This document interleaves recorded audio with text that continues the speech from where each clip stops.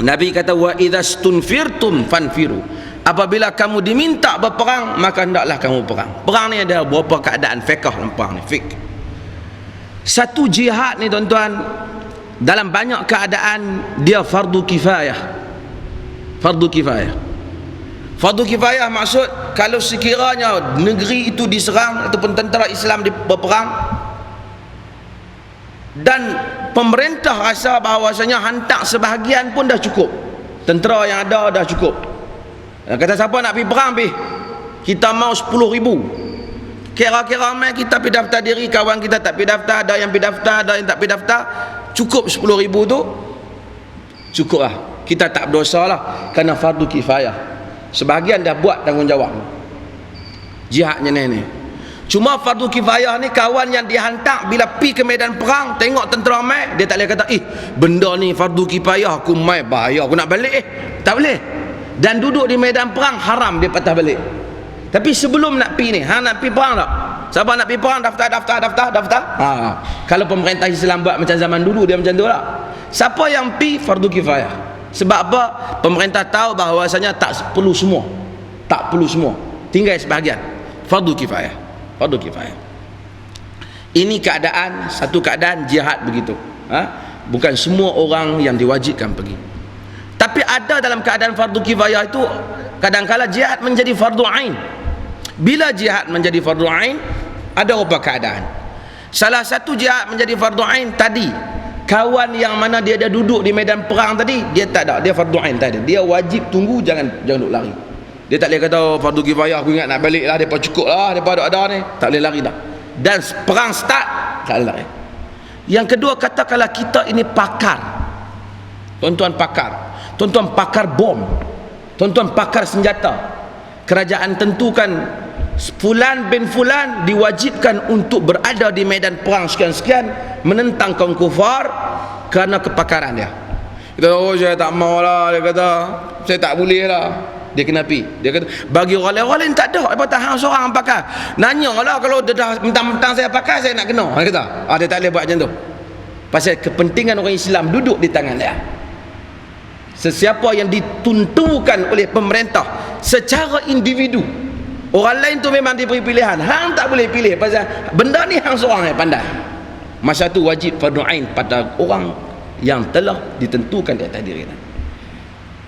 Satu lagi, bila fardu ain, bila negeri orang Islam diserang. Kata negara kita la samahallah, minta lindung daripada Allah Taala, diserang oleh kufar. Tak boleh satu orang kata aku tak mau lah. Bila diserang, bila diarahkan semua orang keluar berperang, maka wajib bagi setiap individu menggalas apa yang ada, lelaki dan wanita, orang tua-tua ada orang tak tua-tua, selagi dia mampu tanggung senjata berperang, hendaklah dia berperang mempertahankan tanah air kaum muslimin. Mempertahankan fiqh jihad, fiqh jihad ini kita kena ajak. Walaupun mereka tak mau, kita kena ajak. Dia perang dengan orang, orang dia tak pergi ajak, kita kena ajak. Bukan bila kita ajak kita nak perang orang, tak. Kita ajak sebagai satu persiapan. Orang tanya, pasal apa dalam Islam ada jihad? Kenapa dalam Islam ada jihad? Ini menunjukkan Islam teroris. Kita kata tak. Islam satu agama yang lengkap. Islam satu agama yang sempurna.